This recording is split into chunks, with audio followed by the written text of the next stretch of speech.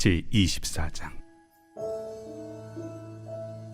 예수께서 성전에서 나와서 가실 때 제자들이 성전 건물들을 가리켜 보이려고 나아오니 대답하여 이르시되, 너희가 이 모든 것을 보지 못하느냐? 내가 진실로 너희에게 이르노니 돌 하나도 돌 위에 남지 않고 다 무너뜨려지리라. 예수께서 감람산 위에 앉으셨을 때 제자들이 조용히 와서 이르되, 우리에게 이르소서, 어느 때에 이런 일이 있겠사오며 또 주의 임하심과 세상 끝에는 무슨 징조가 있사오리까? 너희가 사람의 미혹을 받지 않도록 주의하라. 많은 사람이 내 이름으로 와서 이르되 나는 그리스도라 하여 많은 사람을 미혹하리라. 난리와 난리 소문을 듣겠으나 너희는 삼가 두려워하지 말라. 이런 일이 있어야 하되 아직 끝은 아니니라. 민족이 민족을, 나라가 나라를 대적하여 일어나겠고 곳곳에 기근과 지진이 있으리니 이 모든 것은 재난의 시작이니라. 그때 사람들이 너희를 환난에 넘겨주겠으며 너희를 죽이리니 너희가 내 이름 때문에 모든 민족에게 미움을 받으리라. 그때 많은 사람이 실족하게 되어 서로 잡아주고 서로 미워하겠으며 거짓 선지자가 많이 일어나 많은 사람을 미혹하겠으며 불법이 성함으로 많은 사람의 사랑이 식어지리라. 그러나 끝까지 견디는 자는 구원을 얻으리라. 이 천국 복음이 모든 민족에게 증언되기 위하여 온 세상에 전파되리니 그제야 끝이 오리라. 그러므로 너희가 선지자 다니엘이 말한 바 멸망에 가증한 것이 거룩한 곳에 선 것을 보거든. 읽는 자는 깨달을진저. 그때 유대에 있는 자들은 산으로 도망할지어다. 지붕 위에 있는 자는 집 안에 있는 물건을 가지러 내려가지 말며 밭에 있는 자는 겉옷을 가지러 뒤로 돌이키지 말지어다. 그날에는 아이 벤 자들과 젖 먹이는 자들에게 화가 있으리로다. 너희가 도망하는 일이 겨울에나 안식일에 되지 않도록 기도하라. 이는 그때 큰 환난이 있겠음이라. 창세로부터 지금까지 이런 환난이 없었고 후에도 없으리라. 그날들을 감하지 아니하면 모든 육체가 구원을 얻지 못할 것이나 그러나 택하신 자들을 위하여 그날들을 감하시리라. 그때 사람이 너희에게 말하되 보라, 그리스도가 여기 있다 혹은 저기 있다 하여도 믿지 말라. 거짓 그리스도들과 거짓 선지자들이 일어나 큰 표적과 기사를 보여 할 수만 있으면 택하신 자들도 미혹하리라. 보라, 내가 너희에게 미리 말하였노라. 그러면 사람들이 너희에게 말하되 보라, 그리스도가 광야에 있다 하여도 나가지 말고 보라, 골방에 있다 하여도 믿지 말라. 번개가 동편에서 나서 서편까지 번쩍임같이 인자의 임함도 그러하리라. 주검이 있는 곳에는 독수리들이 모일 것이니라. 그날 환난 후에 즉시 해가 어두워지며 달이 빛을 내지 아니하며 별들이 하늘에서 떨어지며 하늘의 권능들이 흔들리리라. 그때 인자의 징조가 하늘에서 보이겠고 그때 땅의 모든 족속들이 통곡하며 그들이 인자가 구름을 타고 능력과 큰 영광으로 오는 것을 보리라. 그가 큰 나팔 소리와 함께 천사들을 보내리니 그들이 그의 택하신 자들을 하늘 이 끝에서 저 끝까지 사방에서 모으리라. 무화과 나무의 비유를 배우라.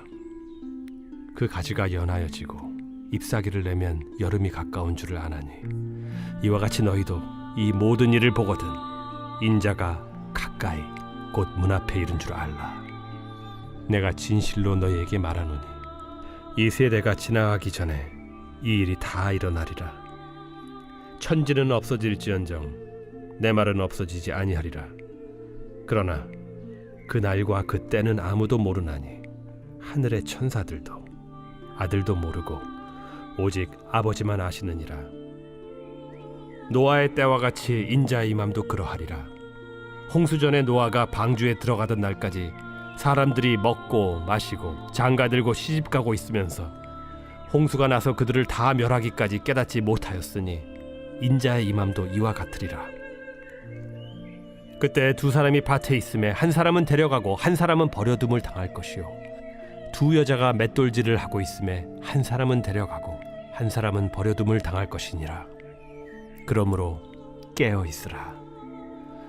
어느 날에 너희 주가 임할는지 너희가 알지 못함이니라. 너희도 아는 바니 만일 집주인이 도둑이 어느 시각에 올 줄을 알았더라면 깨어 있어 그 집을 뚫지 못하게 하였으리라. 이러므로 너희도 준비하고 있으라. 생각하지 않은 때에 인자가 오리라. 충성되고 지혜 있는 종이 되어 주인에게 그 집 사람들을 맡아 때를 따라 양식을 나눠줄 자가 누구냐? 주인이 올 때 그 종이 이렇게 하는 것을 보면 그 종이 복이 있으리로다. 내가 진실로 너희에게 이르노니 주인이 그의 모든 소유를 그에게 맡기리라. 만일 그 악한 종이 마음에 생각하기를 주인이 더디오리라 하여 동료들을 때리며 술 친구들과 더불어 먹고 마시게 되면 생각하지 않은 날 알지 못하는 시각에 그 종의 주인이 이르러 엄히 때리고 외식하는 자가 받는 벌에 처하리니 거기서 슬피 울며 이를 갈리라.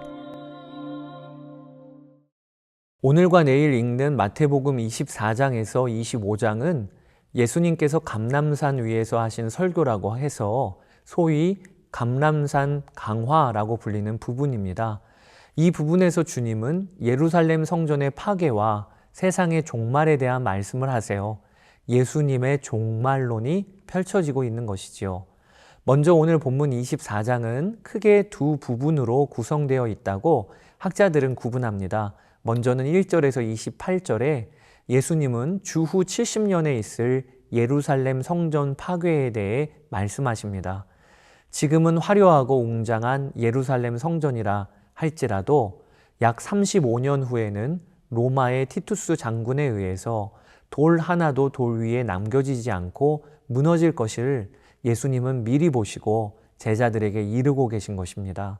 그리고 이어지는 29절에서 51절은 세상의 종말에 대한 가르침과 그러므로 깨어있으라 라고 하시는 주님의 명령이 담겨 있습니다. 그런데 여러분, 우리가 알아야 할 것이 이 24장의 두 부분은 사실 본문을 읽다 보면 예루살렘 성전 멸망과 세상의 종말이라는 구분이 무색할 정도로 모든 본문이 매우 중의적인 의미의 예언을 담고 있다는 것입니다. 예루살렘 멸망을 예언하고 있는 1절에서 28절 부분에서도 세상의 마지막 종말이 어떠할 것인가 라는 내용이 동시에 다루어지고 있다는 거예요. 또 이어지는 뒷부분도 세상의 종말에만 국한하여 말씀하고 있는 것이 아니라 예루살렘 성전 멸망을 앞두고 있는 제자들에게 지금 어떻게 살아야 하는지를 교훈하고 있음을 우리가 알아야 하겠습니다. 예수님이 말씀하신 종말의 중요한 특징을 몇 가지를 살펴보기 원합니다. 첫째, 종말은 갑자기 온다는 것입니다. 37절, 38절에 노아의 때와 같이 인자의 임함도 그러하리라.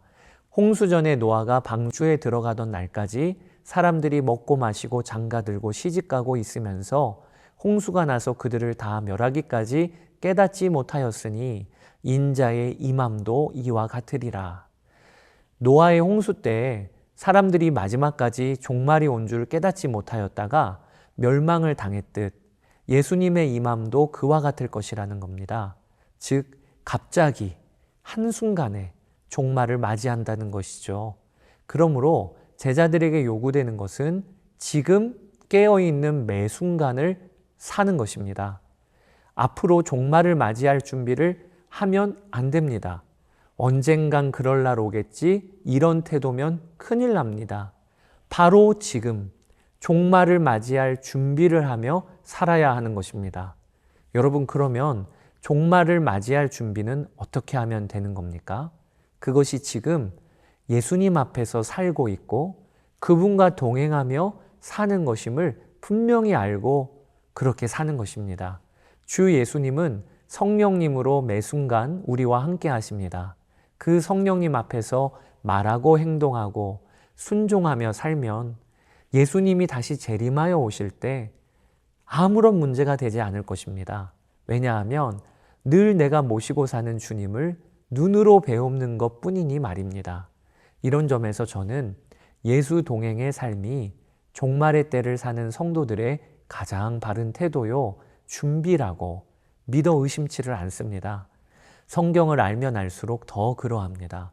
왕이신 주님 앞에서 말하고 행동하며 오늘을 살았는데 그러다가 갑자기 영광스러운 주님이 다시 오시면 그저 주님을 찬양하고 감사할 것밖에 없을 것입니다. 여러분 모두가 다 그렇게 되시기를 축복합니다. 둘째, 종말의 중요한 특징이 있습니다. 그것이 종말은 갑작스럽게 오지만 또한 징조가 먼저 있을 것이라는 겁니다. 예수님은 무화과 나무의 비유를 배우라 라고 하시면서 무화과 나무의 가지가 연하여지고 잎사귀를 내면 여름철이 다가온 것을 우리가 알게 되듯 주님의 오심도 이와 같이 먼저는 징조가 있을 것이라고 말씀하십니다. 주님이 오시기 전 징조는 이렇습니다. 불법이 성하고 사람들의 사랑이 식어지며 곳곳에 기근과 지진이 일어나고 나라가 나라를 대적하는 일이 일어난다는 것입니다. 또 거짓 선지자가 많이 일어나고 예수를 믿는 제자들을 사람들이 미워하고 싫어하여 환난에 넘겨줄 것이라고 하십니다. 이런 일이 일어나는 것을 보거든 주님의 재림이 가까이 온 것임을 알라라고 하세요. 셋째, 중요한 종말의 특징이 있습니다. 그것이 반드시 종말 전에 먼저는 천국 복음이 온 세상에 전파되어야 한다는 것입니다. 14절에 이 천국 복음이 모든 민족에게 증언되기 위하여 온 세상에 전파되리니 그제야 끝이 오리라. 하나님은 아무런 계획이 없이 또 즉흥적으로 세상을 운영하시는 분이 아니세요. 하나님은 복음이 온 민족에게 전파되면 그러면 그제야 끝이 올 것이라고 로드맵을 정해 놓으셨습니다. 여기에 우리가 해외로 나가 다른 민족에게 복음을 전해야 하는 이유가 있는 것입니다. 여러분, 우리나라 안에서도 복음이 필요한 사람들 많지요. 우리는 그들에게 부지런히 복음 전해야 합니다. 그러나 그와 동시에 모든 민족으로 복음 들고 나가야만 합니다.